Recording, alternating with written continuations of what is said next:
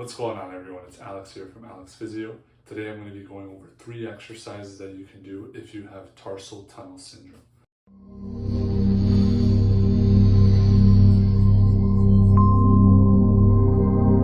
Welcome. For those of you who are new to my channel, my name is Alexander Kravich. I'm a physiotherapist in Vancouver, British Columbia. Today we're going to be going over 3 exercises that you can do if you think you have tarsal tunnel syndrome. Just to recap for those who don't know what tarsal tunnel syndrome is, it's basically a neuropathy or an irritation of one of the nerves in your legs called your tibial nerve. Your tibial nerve branches off of your sciatic nerve that runs down the back of your leg.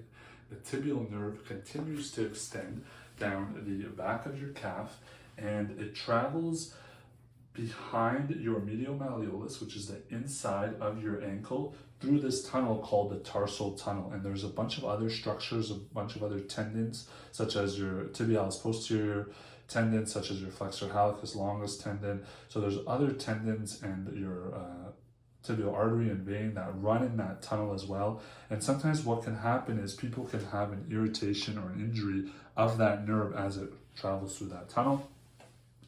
And subsequently, you can get something called tarsal tunnel syndrome. So you'll get things like numbness and tingling down the bottom of your foot, which is where that nerve continues to branch off into other nerves that it can affect, and then it can sometimes cause some pain in your legs, and it comes on without a known cause. And up to 20 to 40% of people. However, there are other ways that you can get it as well, such as if you have flat feet or prolonged standing, or if you play a lot of activities on your feet, or if you have foot injuries, that can affect the health of that nerve and lead to some of those symptoms that I mentioned. The first exercise we're going to do is just a stretch for your calf muscle. You're stretching the calf muscle, but you're also stretching the nerve. However, instead of just holding the stretch, we're going to bounce in and out of it. So the way this is going to look like is you're going to put both hands on the wall. You're going to put one foot in front of the other. If it's my right foot that's affected, then I'm going to try to keep my back leg straight. And I'm basically just trying to lean forward and lean back. So forward, you're going to feel a stretch in your calf, but then you're not going to hold it. You're just going to kind of bounce forward and back. So it's going to be more of a dynamic stretch.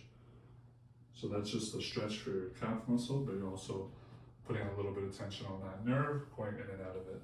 The other one you're going to do is, now instead of having the back leg straight, you're actually going to have your back leg bent slightly. So this is going to stretch more of your soleus muscle instead of the other calf muscle called your gastroc. So with your knees slightly bent. Same thing, you're leaning forward and leaning back. Forward, make sure your heel on the back leg is on the ground, and back. Forward and back, and then keeping that knee bent throughout. Just going to load it in a different way.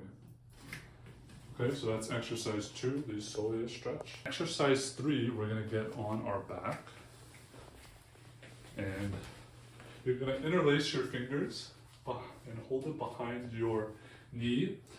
And from here, we're going to do what's called a tibial nerve floss. So what this looks like is, in order to put tension on the tibial nerve, you have to bring your ankle into dorsiflexion or point it towards you, and you have to evert it. So we're going to do a floss in this position. So what it's going to look like is, as I am straightening my leg, I'm pointing my ankle up and out, and then I'm coming off it. So ankle up towards you and out, and relax. Up and out and relax. So you're dorsiflexing and you're everting. You can subsequently also just keep your foot in this position and just dorsiflex, evert, and come out. Dorsiflex, evert, come out. That's also going to be loading that nerve or putting a little bit of tension and then relaxing it. So you can go point your toes towards you and out, and then down and in, if you want to really go through the full range of motion between putting tension on the nerve and relaxing the nerve. Or you can do it with bending and straightening your knee to take the tension off and on. But you're basically just trying to floss the nerve, get more blood flow to the nerve to try to help with some of those feelings of tingling, pain, and numbness. There you have it. We went over 3 exercises that you can do to help improve these symptoms if you have tarsal tunnel syndrome. It is a condition that tends to be underdiagnosed in a lot of individuals. And a lot of cases, again, are idiopathic in terms of there's no specific cause, but certain anatomical predispositions, as well as what you do in the day-to-day and previous injuries or previous conditions can predispose you to having a condition like this. Look for tingling in the bottom of your foot, numbness or pain, the bottom of your foot. Obviously, there's other conditions that can mimic this as well. So it's best to speak with a physio or another healthcare provider to put you on an appropriate rehab and recovery protocol to help with your symptoms. Have you ever been diagnosed with tarsal tunnel syndrome, or you think you have tarsal tunnel syndrome? Let me know down in the comments below what are some treatments that have worked and what are some treatments that haven't. If you found value in this video, consider checking out some of my other videos. I have almost 500 videos on various physio, exercise, and medical related topics. If you still find value, please consider subscribing to my channel. It really allows my channel to grow and allows me to reach a wider audience. I'm almost at 3,000 subscribers, so thank you so much for everyone who has supported me along the way. And thank you for sharing me your story and letting me know down in the comments some things that you've been going through. I really do appreciate the support that you have and the trust that you have in me, and I try my best to respond to every comment that gets sent my way.